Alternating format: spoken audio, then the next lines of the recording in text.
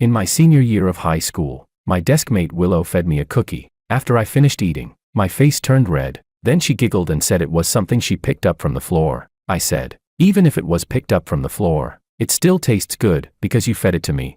The golden sunset spilled into the classroom, and I saw her face turn red too. That was me who hid it. Willow, the classic rich girl, the kind whose family has so much money it could never be spent in a lifetime. And me, George, well, my family's okay, I guess. Thanks to my dad, who clung to her family's influence, we also counted as well off. But compared to the powerful Lou family, we were miles and miles apart. As for me and her, we were childhood friends who constantly quarreled. We couldn't stand each other, yet couldn't help missing one another when apart. Why did we end up as a pair of bickering childhood friends? Well, that all started with my dad. When my dad was young, he was a troublemaker, always fighting, never studying. His life was supposed to start rough and end in tragedy, but somehow, maybe due to some cosmic good karma, he accidentally saved Willow's father's life. From that moment, his fortune skyrocketed, and he reached the peak of his life. And after maxing out his simp attribute, he even married a beautiful, well-educated woman and had an exceptionally outstanding son, me. That was the foundation of my and Willow's childhood friends status. As for why we became enemies later, well, that was also my dad's fault. I'm 1 year older than Willow, but my dad wanted me to be her classmate, so he delayed sending me to school for a year. He would nag me every day, telling me to play with her, take care of her, protect her, and become her best friend. I heard it so often my ears practically formed calluses, but I still obeyed him. It's just that Willow was spoiled, moody, and bossy. Even though I was older, I somehow ended up acting like her little brother. Come on, Dad, one simp in the house is enough. After all, Willow's dad adored her too, so it was mutual devotion. But his daughter wasn't him. Simping for her was exhausting. Sigh, my dad, he's really beyond words. Anyway, the real turning point that made Willow and me true enemies was my dad giving me the nickname Peter Long. At first, he just wanted me to grow up smart and generous, so he named me Peter Long. But, Dad, did you ever think about how awkward that sounds out loud?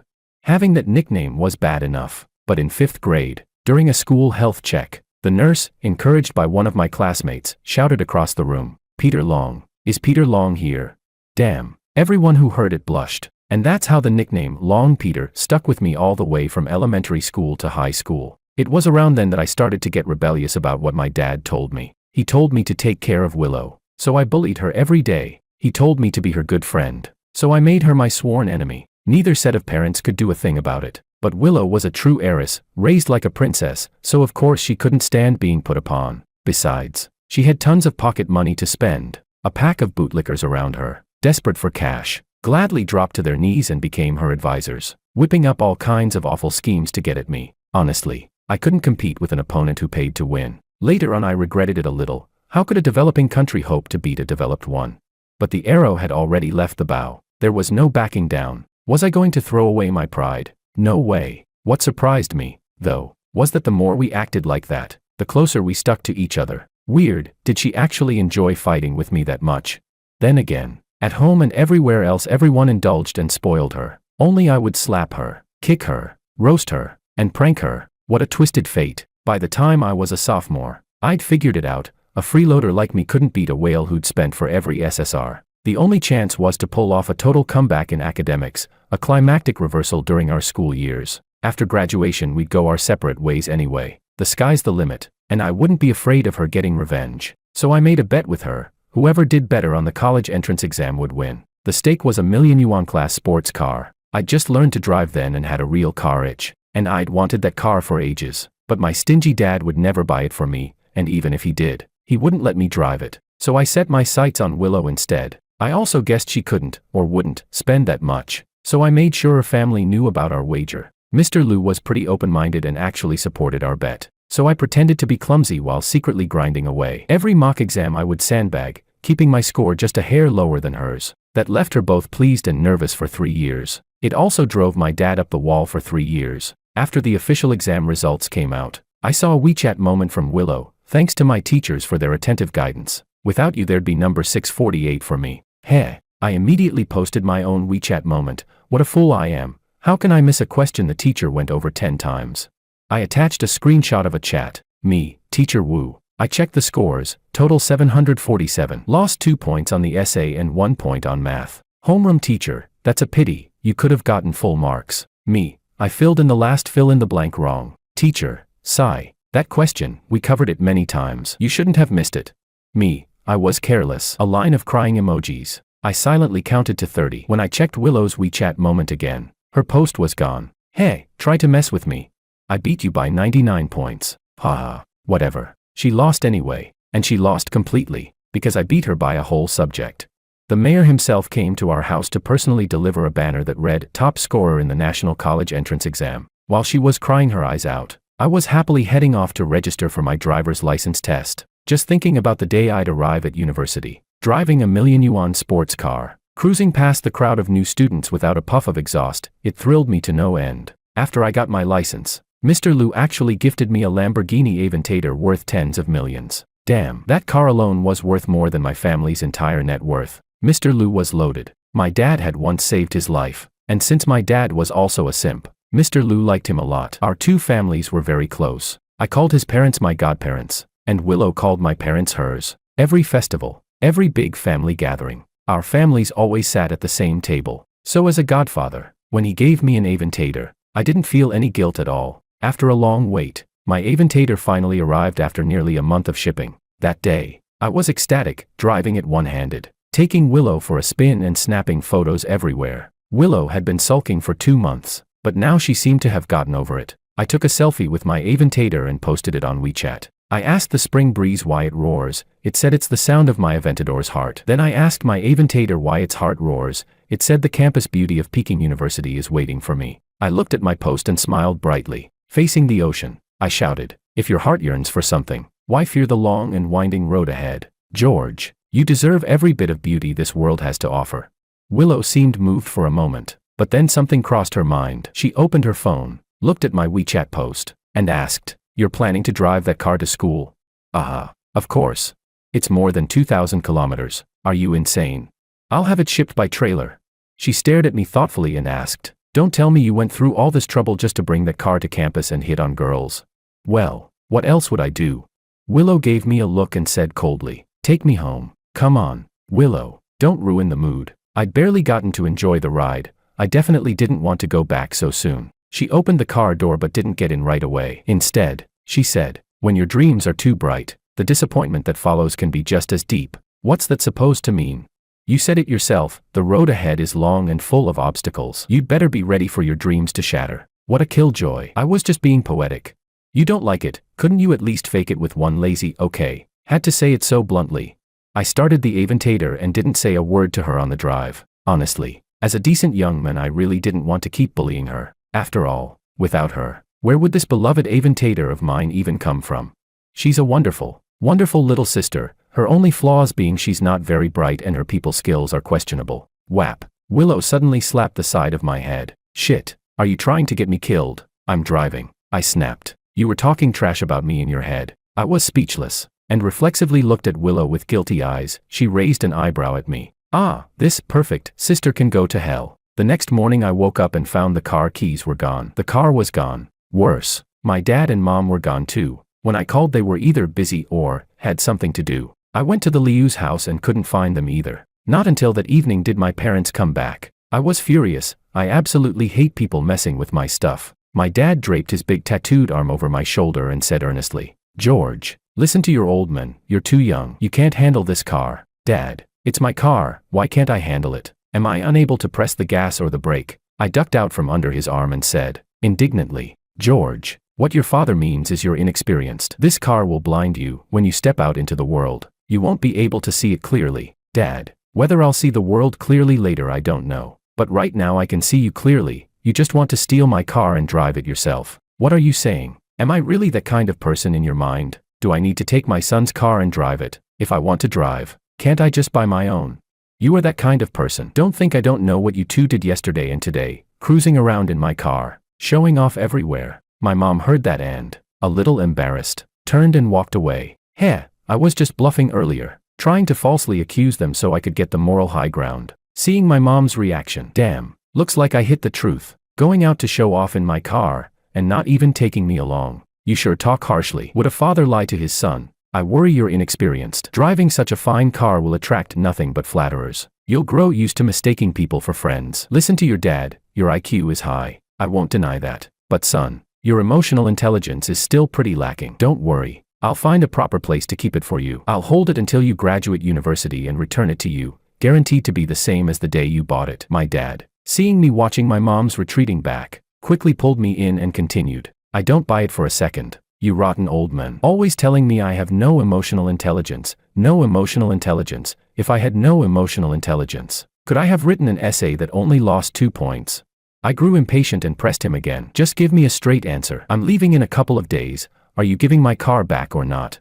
No, absolutely not. The experts said you're too young. You can't handle this car. If you take it to college with no family around, people with bad intentions will flock to you. What if you get robbed or kidnapped? This car is a disaster waiting to happen for someone like you. My dad shook his head firmly. Dad, are you kidding me? Since when does a guy who used to be a street thug start listening to experts? What do you mean? Your father is now the vice president of the Calligraphy Association and a committee member of the Musical Theater Society. I'm a proper man of culture now. Don't bring up the past. A hero's worth isn't defined by his origins. Got it? And besides, Willow brought in a famous education expert from TV. He clearly said boys should be raised tough, so no car for you. Also, Willow will transfer you 1,000 yuan a month for living expenses. If that's not enough, don't come to me, go ask Willow. Damn it. Now I got it. When she said, the road ahead is long and full of obstacles, 2 days ago, she was talking about herself. 1,000 a month, that's 30 yuan a day. Dad, what am I supposed to do with that? Not eat. What if my classmates invite me to dinner? I can't even afford to split the bill. You think that's funny? The expert said. Dad, stop saying the expert said. Why don't you just say Willow said? I'm 19. Still need to be raised poor. Tell me which expert said that so I can go teach him a lesson myself. I couldn't understand why Willow always had to pour cold water on me whenever I was happiest. I'd even sworn I wouldn't bully her anymore. Fine. I'll add another 500. I'll talk to Willow. But if you spend more than that, go ask her. The money's with her anyway. Her school's only about 3 kilometers from yours. Not far. As long as it's a reasonable expense, she'll give it to you. Okay. Lapdog, I muttered, storming off. Willow, just you wait. Setting me up like this. Not letting me take the car to college was a small thing. The real tragedy was that for the next 4 years, I'd have to ask her for money. Sigh. My dad was the Liu family's most loyal simp. Now that the Liu family's daughter had spoken, my dad would definitely carry it out to the letter. No point arguing. All that calligraphy and musical theater stuff, those were just things Mr. Liu liked. My dad was sucking up. Plain and simple. Though to be fair, he'd actually gotten pretty good at calligraphy. For a guy with only an elementary school education, his handwriting was shockingly elegant. Turns out being a simp takes commitment and perseverance. Not everyone's cut out for it. You little bastard. How dare you call your old man names? A whooshing sound cut through the air. A slipper flew right at me. I dodged and darted back into my room. So this is what passes for a cultured man's manners.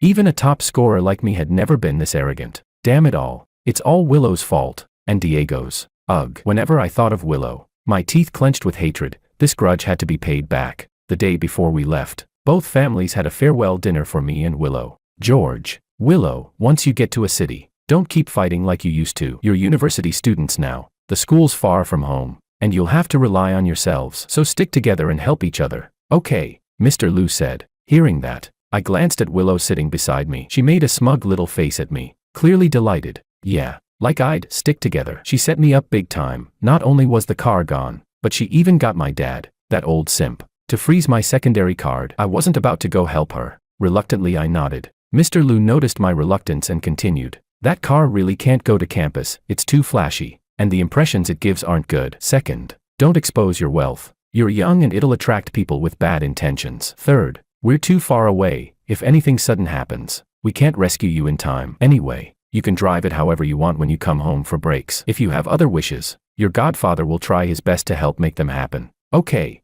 I nodded, but I wasn't going to tell him he shouldn't control my money. Only people like Willow, who can't solve problems by themselves, go looking for outside help. Not me. I can handle this myself. All right. George is really grown up. He understands when his godfather says something. Come on. Stand up. Willow. You too. Perplexed, Willow and I stood. Shake hands and hug. From today on you two are the closest allies. You must be united against the outside world. If you run into trouble, communicate and try to solve it yourselves first. Only if you can't should you call home. Understand? This is also a chance to strengthen your independence. Now, shake hands. then hug. When Mr. Lu saw we still didn't move, he added, "That was just childhood play, memories to laugh about when you're older. Don't cling to it or keep thinking about revenge. After all, siblings fight sometimes, right? Now shake hands." Seeing Mr. Lu was about to come over, I reached out and gripped Willow's hand hard. When we hugged, Willow bit down and pinched the flesh on my lower back so hard I cried.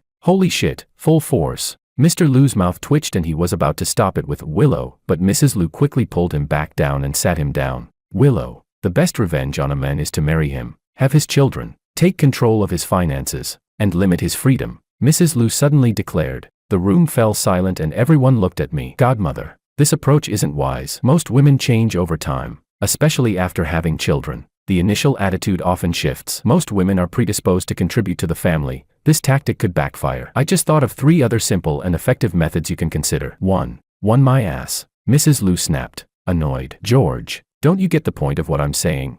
I did get it, I said, looking confused at Mrs. Lu. You were all asking me for the simplest and most effective way to take revenge on a man, right?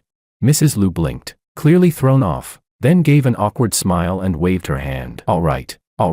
Let's just eat. I saw that joke on TikTok, thought it was funny and kind of fitting, so I said it to lighten the mood. Sis, my mom called softly, pointing at her own head and whispering, they'll figure it out eventually. Those two grew up together, childhood sweethearts. Who knows, maybe someday they'll really become something. Impossible. Willow and I said at the same time. She glared at me. Mom, seriously, you're too old for jokes like that. Haven't you heard of the Westermark effect? When 2 kids grow up together from an early age, they usually don't develop romantic attraction as adults. It's because, get lost, you little brat, eat, or get out. Damn it. My dad slammed the table and shouted at me, muttering as he sat back down. How the hell did I end up with a kid like this? Then he turned to Mr. Lu and asked, so, is he smart or not smart? Mr. Lu rubbed his nose, smiled, and said, George isn't like ordinary kids. The things he thinks about are no less complex than what I think about, maybe even more so. His brain automatically filters out irrelevant details and focuses on the core of the problem. Once he enters society and his studies relax, he'll change naturally. Don't worry. I opened my mouth to say something, but before I could, Mr. Lu clapped his hands and cut me off. All right, enough talk. Eat. Oh, and tomorrow you two can go to school on your own. You're old enough now. Being escorted by parents would just look childish. Just like that, he ended the conversation. Then, as if remembering something, he added, and one more thing, no dating. Yes, no dating. If I find out, I'll break his legs. My dad quickly agreed. I couldn't help laughing bitterly. Why were they all looking at me when they said that? With a monthly allowance of only 1,500 yuan, how the hell was I supposed to date anyone anyway? If they wanted to warn someone, they should have been talking to Willow. The next morning, both families took us to the airport early. Willow, you know how George is. Ever since middle school, especially in high school, his emotional intelligence has been dropping year by year. Be patient with him. Don't bully him too much. You two need to stick together out there and watch each other's backs. Mrs. Lu told Willow. She bullies me. I couldn't stand it. Before Willow could reply, I said, Godmother, if my emotional intelligence were that low, could I have written an essay that only lost 2 points on the college entrance exam? My dad smacked me on the head and pointed toward security. Move. Willow laughed so hard she nearly fell over. After I said my gloomy goodbyes to my parents, Willow and I passed security and went to the departure lounge. The lounge wasn't crowded, only about 10 people or so. I checked the time and, feeling stuffed with grievances, turned to Willow beside me and said, let's talk. I felt I'd been wrong too many times these past few days. I had to regain face from her. What's there to talk about? Even without an expert getting involved with your dad, they'd never let you take the car to campus. Willow stood up, arms folded, looking down at me with that superior air. She made me feel small. I stood up too. Fine about the car, I've accepted it. But what about my living allowance? Willow, aren't you going to explain?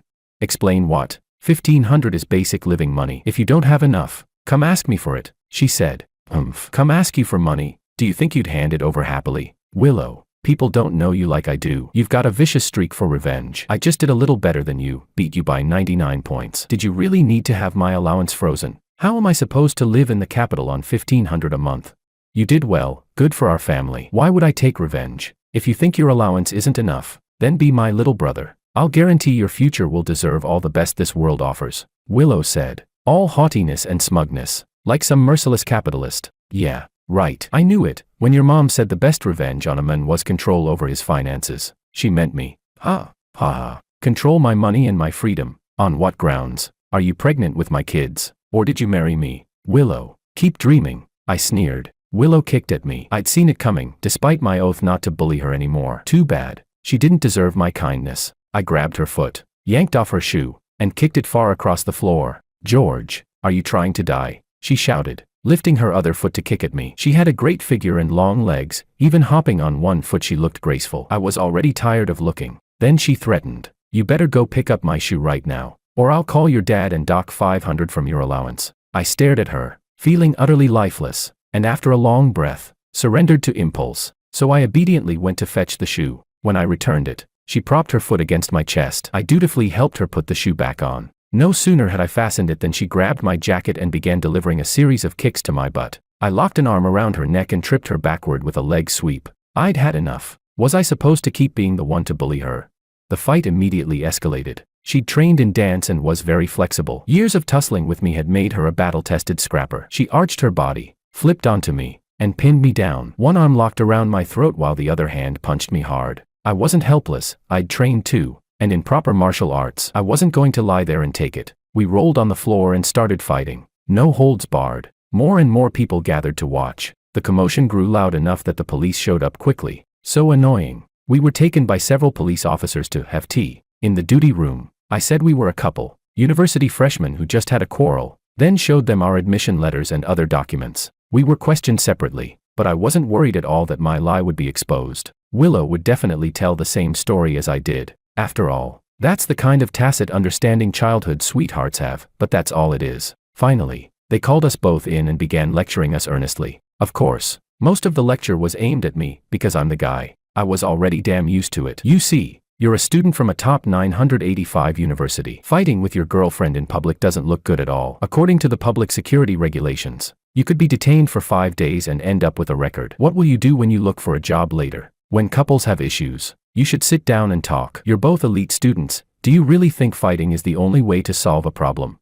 The officer took a sip of water and continued. Young man, it's really low class to hit a woman, especially your own girlfriend. And your girlfriend's so pretty. Couldn't you just let her win? Look, you even slapped her. Such a beautiful face. And now it's all red. Aren't you afraid she'll leave you? Hearing that, I immediately wiped the corner of my mouth, guiding the officer's gaze to my own face. Hers was red, sure, but mine was swollen. The officer's mouth twitched when he saw me, and finally decided to call both our parents. Afraid we might start fighting again after leaving, I hurriedly held Willow in my arms, gently apologizing to her. She instantly acted like a delicate little bird, leaning against me, and together we staged a dramatic "Love Conquers All" scene right there. The officer shook his head and let us go. On the way out, Willow hooked her arm through mine and whispered in my ear, "Be my lackey. Base pay 2,000 yuan. Bonuses if you do well. Think about it. Ha. Armies can be defeated, but a man's will cannot be taken. I, George, would never drink from a thief's spring," I said with heroic righteousness. Be her lackey? Impossible. I was the top scorer in the National College entrance exam, not some shameless pushover.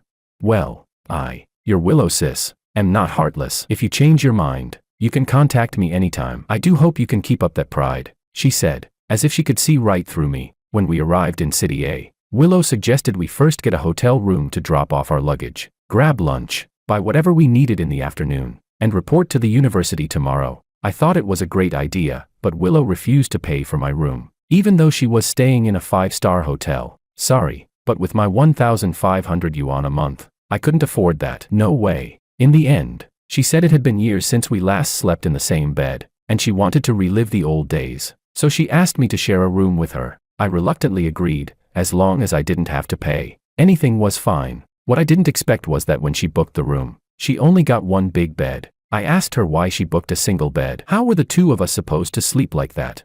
She said the hotel had no twin rooms left. Bullshit. I didn't even hear her ask the front desk. She just straight up said, a room with one big bed. Forget it. No way I'm sleeping on the couch. I'm not the kind of guy who wrongs himself. Anyway, if I happen to steal her blanket in my sleep, that's on her. After lunch, I trudged behind Willow like a human pack mule for hours, completely exhausted. But seeing her buy 2 of everything, I didn't complain. Honestly, ever since we were kids, we've had the same stuff: clothes, shoes, school supplies. People often thought we were actual siblings. That night, we went strolling through the night market. By the time we got back to the hotel, I was dead tired. I rushed into the bathroom before she could, not because I was impatient, but because she takes forever, never less than an hour. I was done in under 5 minutes. When I came out, she started going on and on about setting a demarcation line on the bed. Seriously, you're the one who asked me to share the bed, and now you're setting all these weird rules.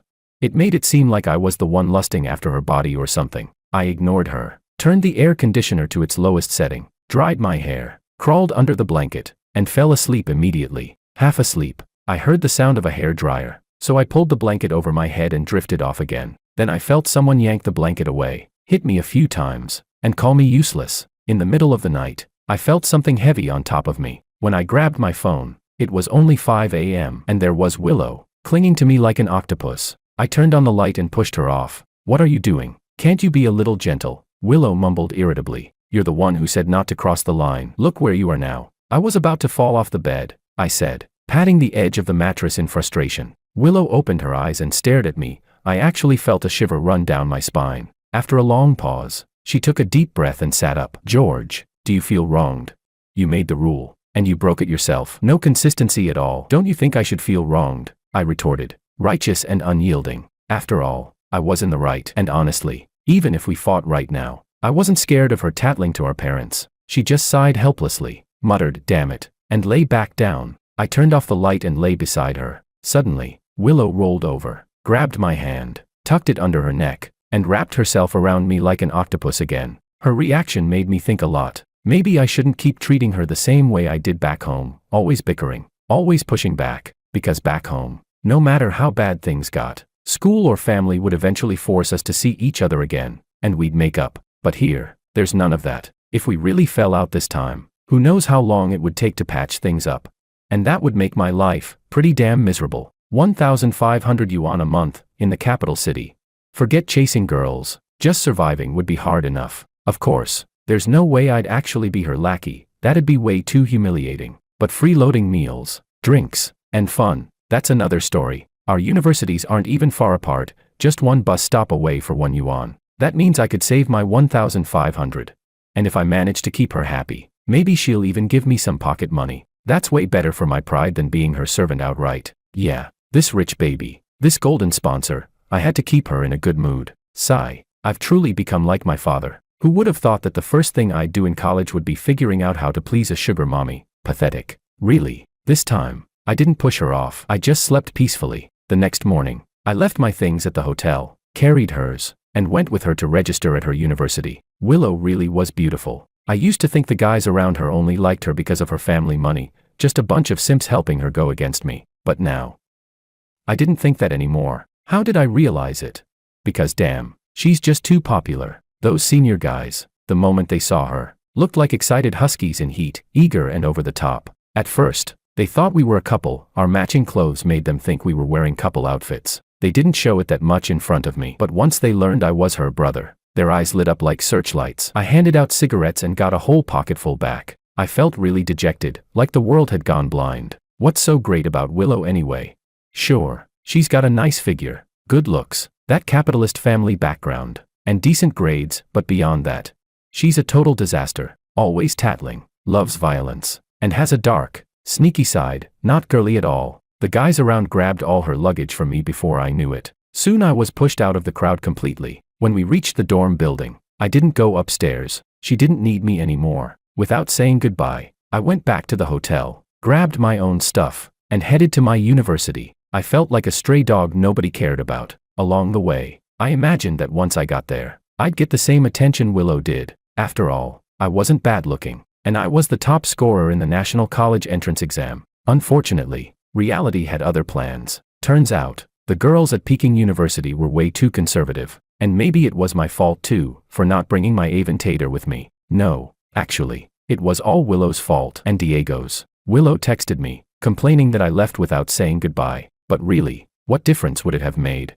Even if I'd said it 2 or 3 times, I'd still have left. She's so popular, how could she possibly have time to care about me? I replied half-heartedly and stopped chatting with her. Who knows how many guys were already surrounding her by then.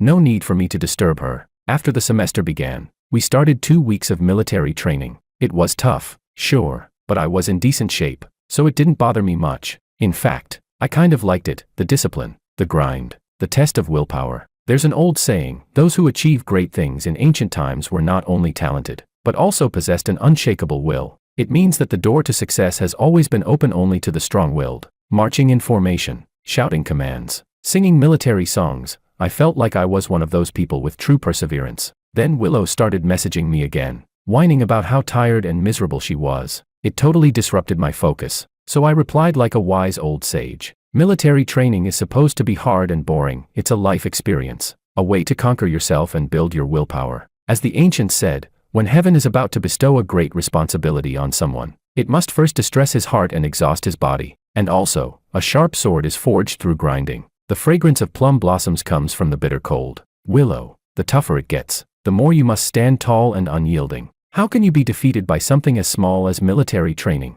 Remember, people grow through constant challenge, just like a sapling that must endure wind and rain before it becomes a towering tree. I sent her more than 10 messages in a row. After a long while, she replied with just one line. Jealous, are you? Just wait, you're dead.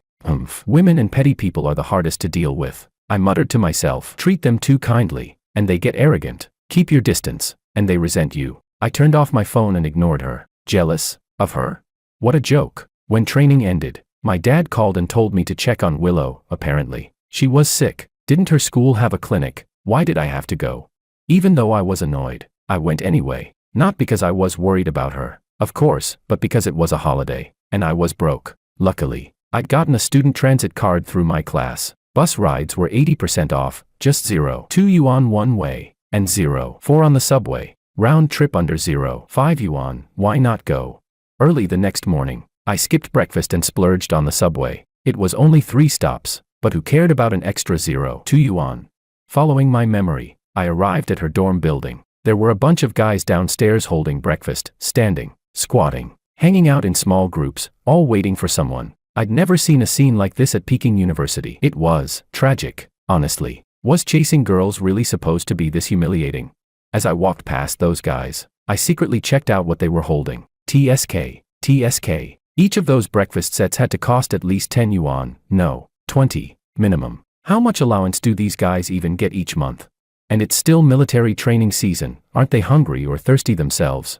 Me, out of my 1,500 a month, I'd already topped up my bus card and my meal card. Last night, I spent the last of my cash on a pack of instant noodles and a single sausage. Now I didn't even have a single dime left. Damn it, I didn't even have the qualifications to bring a girl breakfast. All thanks to Willow and Diego. I called Willow, and she came down pretty quickly. The moment she appeared at the stairwell, every single guy moved. They swarmed toward her like a wave. Holy crap, all of them were here for Willow. Was she really that pretty? Okay, fine. Her long legs were amazing. I'd give her that. And not just her legs, her arms were long too. Back in the day, when people called me Little Black Chicken, I used to call her Gibbon. Later, both our families teamed up to stop me from doing that again. Anyway, these guys made me realize something. My sense of beauty must be unique, visionary even. Like Picasso, the kind of beauty I appreciate is clearly of a higher form. Otherwise, how could I have spent so many years next to such a goddess and never noticed she was beautiful? It made no sense. Willow squeezed out of the crowd, linked her arm through mine, and said to the guys sweetly, "Thanks for your kindness, everyone. I told you I already have a boyfriend, but you didn't believe me. So, I called him over. This is my boyfriend, George. We're from the same hometown and took the entrance exam together, but he's at Peking University next door." Instantly, I felt dozens of gazes slice toward me, cold, jealous, hateful, burning, but I didn't flinch. I didn't even feel nervous. Instead, I felt my heart surge with a strange, powerful energy, like being reborn. Warm sunlight seemed to pour into me, wrapping me in pure comfort. It felt like a spring breeze brushing across my face. In one word, it was feel good, pure bliss. All the gloom from the past few weeks vanished in an instant. My mood skyrocketed. "Come on, let's get breakfast," Willow said, then turned me around and jumped onto my back. I quickly grabbed hold of her long legs to keep her steady. Whoa! Gasps erupted all around us, from both guys and girls. I was so moved I could cry. So this was what it felt like to be the center of attention. At that moment, it felt like I was carrying my Lamborghini Aventador on my back. My Aventador. With each cheerful giddy up from Willow, my pace picked up to a steady 70 miles an hour. Speed 70 miles. My heart feels free and wild, hoping the ends the Aegean Sea, running full throttle to my dream beyond. I sang at the top of my lungs while Willow laughed uncontrollably on my back. Everyone who passed by stopped to look at us. After what felt like forever, I finally couldn't run anymore. I set Willow down and collapsed on the ground. Willow, your dorm is way too far from the cafeteria, I panted. It's not that far. She blinked those big, sparkly eyes of hers, pure and innocent, as she looked at me like I was some big idiot. Not that far. I just ran with you on my back for more than 20 minutes. Wait, hold up. I froze mid-sentence. Willow, you tricked me. It's your first time visiting my university. I just wanted to show you the scenery, she said in a mock-sweet voice, trying to hide a smirk. Damn it, I sighed. I still needed her to lend me money, so I decided not to argue. I spread myself out on the ground in a big star shape, but the more I thought about it, the more I felt unwilling. Every time I gave in, and every time it just made things worse. So I said, I covered for you in front of all those guys. Instead of thanking me, you, old witch, had to mess with me. Who the hell builds a cafeteria this far away? George, you wanna die? Did you just call me an old witch? Willow snapped, then kicked the sole of my shoe. Hey, Willow, I'm warning you, if you wanna fight, fine, but at least let me catch my breath first. If you start swinging while I'm still tired, it just proves you're shameless, sneaky, and downright despicable, I shouted back, struggling to stand and leaning on my knees. You're the shameless one, you're despicable, you're filthy, Willow yelled right back. How am I shameless, despicable, or filthy? How are you not shameless, despicable, and filthy? Even if I were all that, I'd still never be as shameless, despicable, and filthy as you. Willow's temper flared. She threw a flying kick at me. I wasn't about to back down, so I kicked back. Soon we were trading kicks like a pair of martial artists in a bad comedy sketch. People started gathering around, staring at us in disbelief. Just minutes ago, we'd been the picture of a romantic campus couple, a living love story in motion, and now we were brawling like gladiators by the artificial lake, the lovers' hotspot. Out of the corner of my eye, I saw people filming and gossiping. Instantly, we both froze. Without a word, we slung our arms over each other's shoulders like best buddies and walked off casually toward the cafeteria. We ate breakfast as fast as humanly possible, then bolted out of the campus hand in hand. Those stairs, I can still feel them stabbing into my back. Some people even recognized me as the brother who dropped Willow off on move-in day. And apparently, the rumor of our fight by the lake was already making the rounds. Great, just great. Now everyone was questioning whether our relationship was actually real. And the people asking for my WeChat, calling me handsome. Yeah, they were all guys. Damn it. Once we got outside the gates, Willow asked, so, where are we going to play? I immediately sensed my chance and sighed heavily. Not really in the mood. I think I'll head back and play basketball. Let's go shopping. I wanna play basketball. Then let's walk around Hohai. No thanks. I'm heading back to play basketball. You really have to play basketball? What's the point of going out? Too many people. Everything's overpriced. And you have to spend money everywhere. You're broke, aren't you? I'll give you 1,000 yuan. Spend the day with me. Deal. Princess Willow, this way, please. I immediately wheeled her around and guided her toward the bus stop. You did that on purpose, didn't you? She said, narrowing her eyes suspiciously. On purpose? What do you mean, on purpose? I literally have zero cash. If I don't go back to play basketball, where else can I go? I raised my voice slightly on purpose at the words zero cash, just to make sure she heard it loud and clear. Willow shot me a look full of disdain. What? I'm broke, so what? Is that a crime now? But she didn't press it. Instead, she dragged me out for a full day of wild fun, all on her royal tab. Of course, honestly, my family's situation could easily support this kind of spending too, but somehow, that day ended with us staying in another 5-star hotel. Damn it, this was all Willow's fault. George, I even bought matching couple pajamas, and I posted on WeChat. They should believe we're really dating now. Right, Willow said, lying on her stomach editing photos on her phone. Why do you even care that much? Just keep saying you've got a boyfriend. End of story, I said, leaning against the headboard, focused on my game. Then, why don't we just really date? Jesus, you're so damn stupid. You already announced it on WeChat and admitted it in front of everyone. If they didn't believe you before, even if we really were dating, they still wouldn't believe it. She went quiet for a long moment. When I looked up, she was staring at me. What are you looking at? Whatever you want to say, just say it. I'll play along. Okay, what more do you want? But our parents saw my WeChat post, she said, her voice rising. Let me see what you even posted. I exited my game and opened her WeChat feed. You're an idiot, you know that. You posted a hotel room photo. It looks more authentic that way. Well, yeah. I guess it does, I said, shrugging, then went right back to my game. But now they think we shared a room, she protested. If they want to misunderstand, that's their problem, not ours. My conscience is clear. Heaven and earth can testify. Willow's expression hardened instantly. Damn you, George. How did I end up with such a moron like you? You're the moron, I shot back, lowering my phone, ready to defend myself in case she lashed out. Idiot, she muttered, glaring before turning back to her photo editing. Crisis averted, I resumed gaming. Then suddenly she asked, "Hey, you've been in school this long. Hasn't any girl fallen for you yet?" Nope, I didn't even look up. No one's ever hit on you. Well, there was one. She was actually pretty cute. What did she say? She asked if I had a girlfriend. Damn, I was so excited for a second, I said, putting my phone down and getting animated. A girl actually asked if I was single. I thought, this is it, my moment has come. And then I wanted to be sure. So I asked if she had a boyfriend. She said no. That's when I knew for sure, it was on. You know what I mean? It's a win-win. She's even making the first move. I'd save a ton of money dating her. So why didn't anything happen? I asked her what kind of guy she liked. She said she liked guys like me. Damn it. I don't have a brother or a twin. Where was I supposed to find another me for her? But I didn't want to hurt her feelings. So I just told her I'd keep an eye out if I met one. Then walked away. Willow just stared at me, speechless. What? Why do you keep staring at me like that? I frowned. That was the second time she'd given me that weird, intense look. You're sure you're not joking? She asked cautiously. What would I joke about? The girl's emotional intelligence was way too low. I wasn't about to deal with that nonsense. I shook my head and went back to my game. Willow suddenly burst out laughing, loud, uncontrollable laughter. Ha ha ha. Holy crap, you idiot. You're seriously calling her the one with low emotional intelligence? Oh my god. I can't. I'm gonna die laughing. I'm gonna die laughing. I turned my back to her and kept playing my game. Psycho. George, if you hadn't met me, your whole Wong family line would have died out. I swear. I'd even take your last name. I turned my head. Rule number 1, you don't drag parents or ancestors into insults. And no cursing people either. That's basic decency. Fine.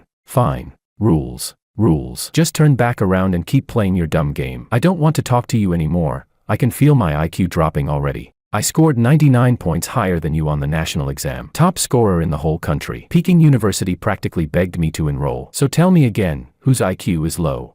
Okay, it's me. You win. Wong the Great Scholar. You're amazing. I bow to your genius. Please, go on and play your stupid game. It's not a stupid game. I wrote this game myself. You actually need brains to play it.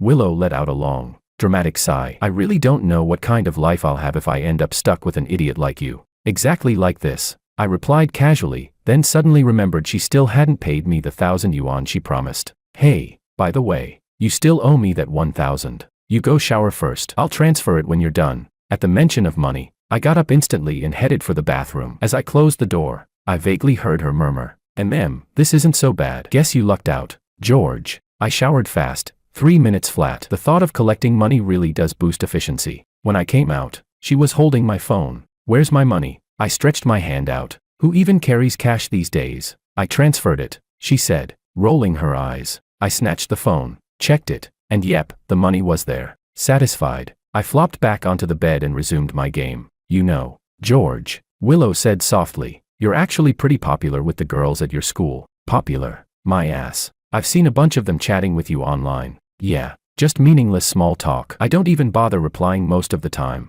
Heh. You're the kind of guy who weirdly makes people feel secure, Willow said with a teasing tone. But, my mom's right. Someone who makes people feel secure doesn't mean others will stay calm. Especially a clueless fool like you, coming here all proud with some half-baked plan to flirt with rich girls. Guys like you are easy to read, easy to handle, and once you get hooked, you're done for. My mom told me to make a move early, but what kind of move was she even talking about? She never explained clearly. She turned onto her back, staring up at the ceiling, mumbling as if to herself. I glanced at her, then went right back to gaming. Seems like my godmother really misunderstood me. I'd have to clear that up during break. George, Willow suddenly said, her tone shifting into something playful. I've decided, I'm throwing caution to the wind tonight. You really lucked out, you stupid marmot. She lay on her side, resting her head on her hand, and gave me a slow wink. I just looked at her blankly, like she was the one who'd lost her mind. Damn it, George, I literally just said something like that, and you're still looking at me like that. Do you not get what I'm saying at all? What is your mom's deal? Anyway, I said calmly, does she really think we're together? Or is she trying to make us actually get together? That seemed to catch her off guard. She perked right up. Oh, so the lights are finally on up there. Yeah, But that's not possible, I said matter-of-factly. If we really got together, wouldn't that be incest?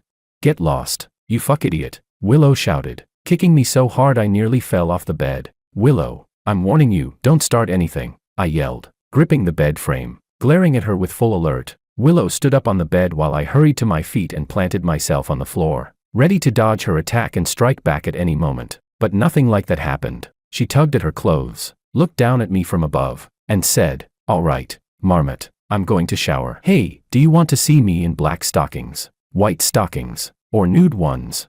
"Ha, you brought that many stockings. How did I miss them?" I asked. "George, are you an idiot? Is now the time to worry about that?" She shot back. "But I really didn't see you bring that many stockings," I insisted. "Jesus, what the hell is wrong with me? Asking you that," Willow muttered, then jumped off the bed, glared at me, and went into the bathroom. Weird, she got mad for no reason. I honestly hadn't seen her bring stockings. Besides, haven't I seen what she wears on her legs before? Was it necessary to single that out?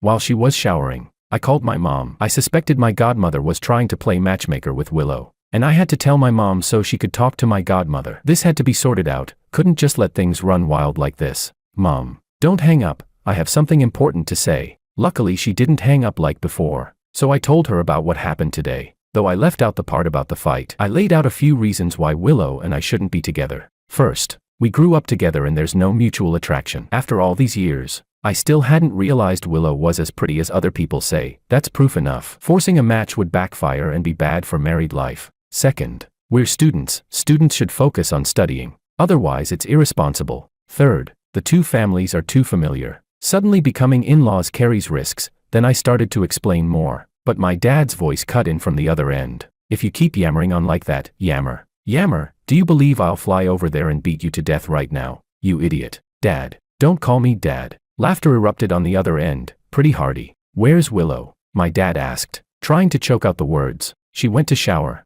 "How's she acting? Did she say anything?" "She's mad." "You got her mad again?" "No." "She asked whether I wanted to see her in black stockings, white stockings, or nude ones, but I..." Stop.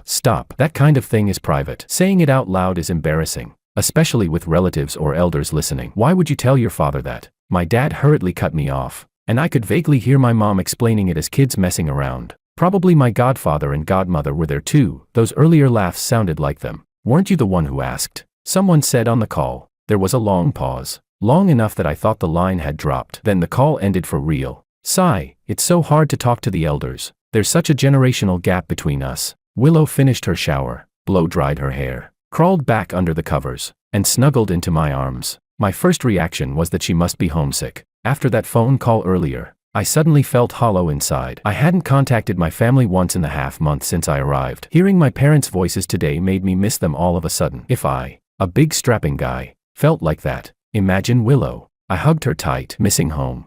Ah, it's okay, hold on to me. If you need to cry, cry. Holy crap. Willow, what the hell, are you a dog?" I blurted, pushing her away and shouting. She bit my chest hard, it hurt like hell. "George, are you fucking stupid or pretending to be? I'm sleeping in your arms and you still don't get it. Missing home. I call your parents and my parents every day. I FaceTime them. What home are you talking about?" Willow snapped angrily. "Why do my parents never answer my calls but they take yours? Every time I call it's hung up or they say they're busy." A few times they answered and I thought they'd blocked me. I complained, genuinely pissed. A pillow smacked my head, then a sudden force on my waist. I was kicked off the bed. Phones.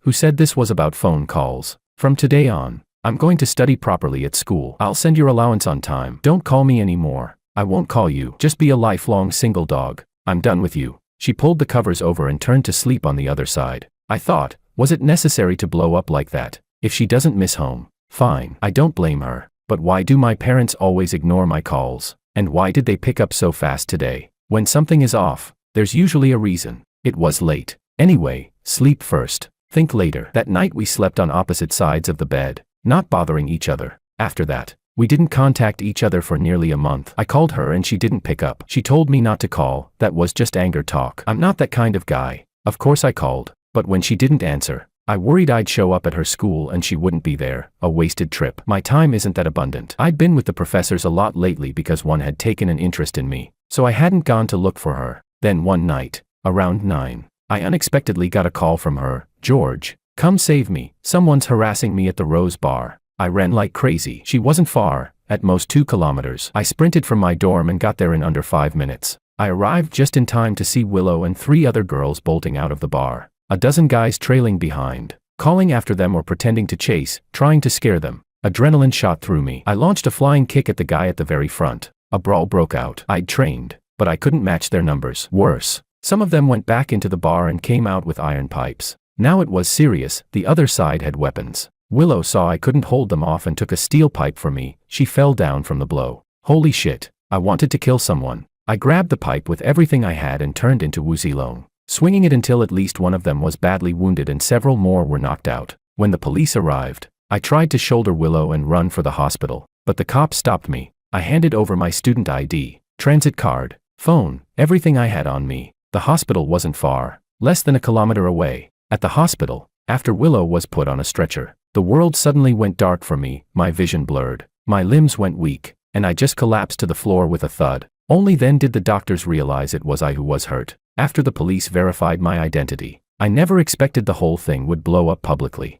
There were police stationed outside my ward around the clock. School leaders, government officials, and student representatives came by in shifts to visit. TV crews kept coming in waves, who knows how many. After all, I was the national Gaokao top scorer. That carries serious weight. On top of that, I'd only been enrolled for a few days when I was selected to join a team where nearly half the members were mentors and professors. You can imagine how much the university cared. Videos of me sprinting 100 meters with Willow on my back, Willow taking a steel pipe for me bleeding and running desperately while carrying her, and then collapsing at the hospital. All of it went viral. Netizens cried seeing it. The praise poured in. College students everywhere treated us like saints of undying love. The official outcome comforted me too. Peking University's top administrators publicly intervened.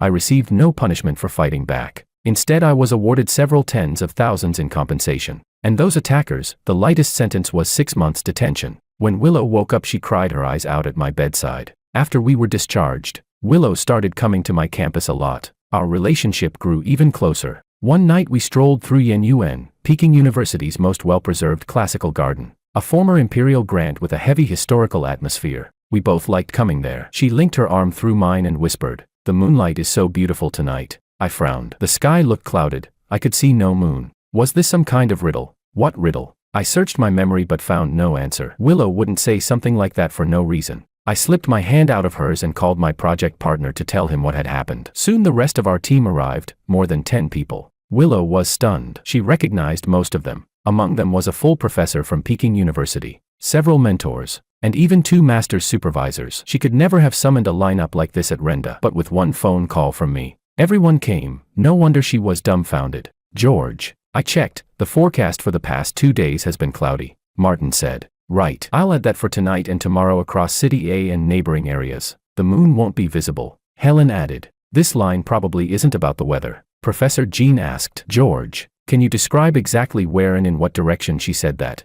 So I told them the position and bearing from which Willow had spoken those words. Professor Jean immediately raised a hand to stop everyone. "Willow, don't give away the answer. Trust us, I'll solve this riddle." Willow watched us photograph the scene, measure bearings, record wind speed, and prepare to go to the lab. Then she couldn't hold back. She shouted, "The moonlight is so beautiful tonight" is an internet meme. It comes from the famous Japanese writer Natsume Soseki's translated line. If someone says, "The moonlight is so beautiful tonight" to you, it means they like you. If you feel the same, you can reply, "The wind is so gentle," to indicate you like them back. After she said it, she kept bowing and apologizing. "Sorry, I just wanted to play romantic with George." "Sorry, really, I'm sorry." Everyone stood there stunned. "Ah, it has nothing to do with math or physics," someone said. "Willow, are you a humanities student?" the mentor asked. Willow nervously nodded, then shook her head. "I study finance." "Finance is good. Renda's finance program is very strong and produces lots of talent. It opens many career paths." "It's late. Let's head back," Professor Jean said. After everyone dispersed, Willow gave me one last kick and ran off without looking back. Blame me. I thought she was just trying to lighten the mood with a little astronomy riddle. No wonder I had no clue. Time flew. I was already a sophomore. Looking back over that year, I realized I'd done an excellent job being Willow's shield. People shipped us endlessly. Not only students from her school and mine, but people back home who knew us also believed it. And that stupid game Willow had mocked went viral in the second semester of freshman year. Within 10 days of launch I'd made 50 million yuan. Of course, the early traction was helped by the videos of me saving Willow, good luck in disguise. As they say, misfortune and blessing come from oneself. With my godfather's maneuvering, I set up a company called Willow Game Company. Willow was the legal representative and the CEO in name, but I was the actual controlling shareholder. Willow said that since the outside world already thought we were a couple, if the legal representative wasn't her, people would question it. Also, I wasn't good at managing a company. Having her run it made everything look more legitimate. She worried about another harassment incident happening again, and worried I wouldn't have the energy to run things. It made sense. So the company name and the legal paperwork were in her name. Before the heat died down, I released several more small games I'd written. They also blew up. The company's valuation surpassed 20 billion yuan. Dad said my net worth had become several times that of my godfather. It was utterly unexpected. I really just wrote a game because the market's casual games were idiotic and boring. I wanted something fun. Didn't expect it to go viral. In the hotel, Willow played my game and exclaimed, "Damn, my dad was right. The world of geniuses like you is something we mere mortals will never understand. George, you're insane, absolutely insane. Every move you make is a royal flush." Then she looked up and pouted. "Please forgive me for always treating you like a dumb marmot." "Okay, Anne, fine. This isn't a stupid game." I rolled my eyes. Willow's emotional intelligence really wasn't high. Then her face changed instantly. She glared at me. "Stop bad-mouthing me in your head. You hear me?" Holy crap. I immediately looked down at my phone, pretending to focus. "Did you really just make this game out of boredom?" she asked again. "You've seen it yourself," I replied. "Every time we stay at a hotel, I play around with the game a bit. If something feels off, I tweak the code." We often rented rooms at this 5-star hotel on weekends, not because of romance, but to make others believe we were a real couple. "You coded it on your phone?" "Not entirely, but mostly. It's simple stuff. Want me to teach you?" No thanks. "When did you even learn to make games?" "After the college entrance exams. That time I was waiting for my aventator. I was bored, so I found an online tutorial and just started experimenting." "You're insane," she said, half admiring, half annoyed. "No wonder whenever you're with me, you're glued to your phone. I thought you were just addicted to games, didn't realize you were making one." "George, I'll never call you a marmot again." Suddenly Willow frowned, pressing her temples. "Wait, no, something's off." She looked at me. "Damn it, George, do you find it boring to be with me?" "No, of course not. It's just I have games to play, you know." "Ugh, stupid marmot and your stupid game," she snapped, turned off the app, and dove under the blanket. She didn't fight with me anymore these days. At most, when she was really angry, she'd kick me twice. Honestly, I admired her. Ever since she entered college, she'd been dazzling everywhere she went. Sigh, same species, different fate. Why wasn't I as charming or likable as her? I looked at my reflection in the mirror, sinking into self-doubt. By now, I was one of the most famous people on campus, student council president, National Student Union chairman, impressive titles. But still, not a single girl had confessed to me, not one love letter. Sure, on paper I had a girlfriend, but if anyone truly liked me, wouldn't they still take a chance? It's not like I'm married. "George, what are you planning to do in the future?" Willow suddenly poked her head out from under the blanket. "I want to use these university years to make something big happen," I said seriously after thinking for a while. "Ugh, get lost." She pulled the blanket back over her head.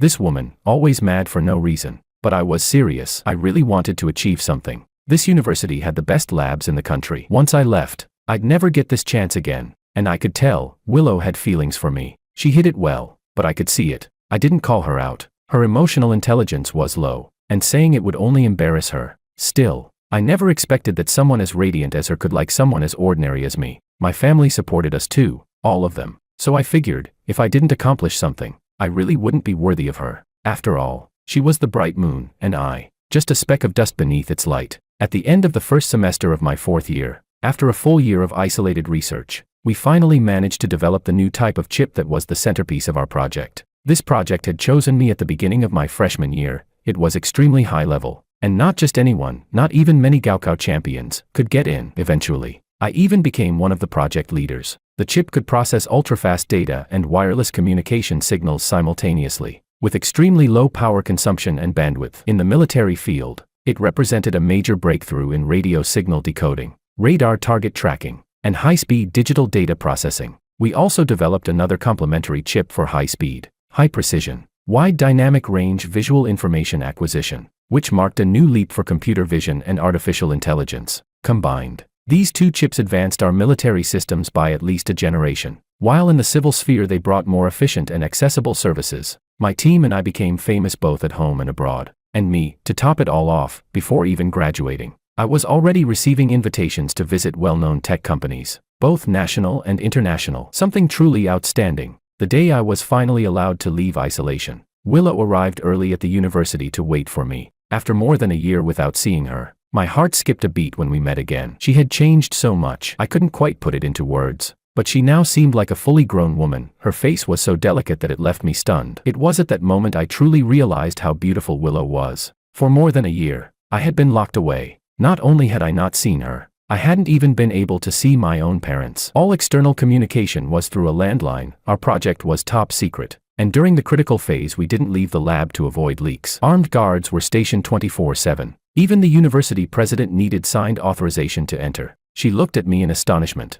I regained my composure and said, "It's been a long time." Suddenly, she started crying for no apparent reason. The scene made me feel as if I had just been released from prison. She threw herself into my arms and hugged me. I felt a bit disoriented. We had hugged many times before, but this time something inside me stirred. She cried until her throat went raw, and in a slip as she hugged me, she lost her balance and fell to the ground. When she looked up, her expression turned pitiful. Then, lowering her gaze, her face twisted with anger. "Damn it, George, are your hands in your pockets?" she scolded, wiping away her tears. "Ah." I hurriedly pulled my hand out. "And why'd you take it out? Aren't you cold?" she teased sarcastically. "A little," I said, putting my hand back in my pocket. "What are you doing, you silly marmot?" Putting it back again. The look in her eyes told me she was ready to kill me. I immediately pulled my hand out again. "Don't you see I'm still on the ground?" I bent down to help her up. "If you wanted me to help you, just say so." Going around in circles like that only leaves everyone confused. After more than a year, at first I thought she might have changed, but in the end she hadn't. Having little emotional intelligence is one thing, but on top of that she never says what she really means. Who has the patience to keep guessing all the time? How do they put it on the internet? She goes crazy. I helped her to her feet and the moment I touched her she kicked me and jabbed a finger at me. "You're criticizing me again on the inside, aren't you? God damn it, where am I failing?" Then she grabbed my collar and looked me over. "How long has it been since you showered?" "Not long, not long. You smell from the inside out, and the collar of your jacket is filthy." "Not long. Your hair's a mess. You don't even shave." "How is that not long? Are the others like this too?" "More or less. We didn't go out. The lab's air conditioning runs 24/7. I don't feel like we sweat much, so I don't bother fixing myself up." "My God," Willow said, grabbing me and pulling me along. In the parking lot I saw my aventator. I ran like a maniac, wrapped my arms around it and started crying right there. I hadn't seen it for at least 2 years. Besides, my university life was different from everyone else's. My winter and summer breaks lasted only a few days. Before the isolation I'd go home a few times a year, but at least I saw it now and then. With that lockdown, it had been at least 2 years since I'd seen it. Willow, furious, kept kicking and came at me screaming, delivering massive kicks. I flung myself onto the Aventador's hood and kissed it over and over. Not caring that she was hitting me, I needed to let out all that longing. She called the hotel and ordered them to fill the bathtub. Then she went to the supermarket and bought a bunch of things, scrubbing gloves, a hair clipper, and so on. Fuck, this aggressive, emotionally inept woman wanted to cut my hair. At the hotel she dragged me into the bathroom. Under her kicks and threats I ended up with barely any underwear left on. It turned out she wanted to wash me, and while she was at it, give me a haircut. And since we were at it, other things followed. In short, we ended up together. Try something and want more. We made love all night. But I still had energy left. "Why do you have those kinds of videos on your phone?" I asked, propped up on the bed, curious. Willow buried her head in the blanket. I pulled the sheet aside to keep asking. I was honestly dying to know how a girl could have those kinds of videos. Willow flew into a rage. "Are you sick? Do you seriously ask that? Don't you know why I have them? If you don't say it, how am I supposed to know? I swear I'll kill you," she yelled. "If you don't want to tell me, forget it." "Wow, you seem so cold, and yet you're a sexual maniac." "Fuck, okay, my mother gave them to me." "All right." "She thought they'd be good for us," Willow said, hiding under the blanket again. "Ah, I see. Actually it wasn't necessary. Even if I haven't practiced, I understand the theory," I said with interest. It's not that I'd had much experience, but in the lab almost everyone was married. There were even a few couples working together. That year plus of confinement was exhausting and monotonous, so they often cracked dirty jokes to lighten the mood. So in theory, yeah, I know what it's about. Hey, Willow, Willow. I suddenly wanted to know what she was feeling. So I lifted her blanket and called her name. What is it? Willow poked her head out and answered irritably. What does it feel like for you? It just hurt a bit the first time. The next 2 times. Not much at all. Willow said after thinking for a moment. How could it not feel like anything? That's impossible. Really nothing. The 3 times together didn't even add up to 5 minutes. What was I supposed to feel?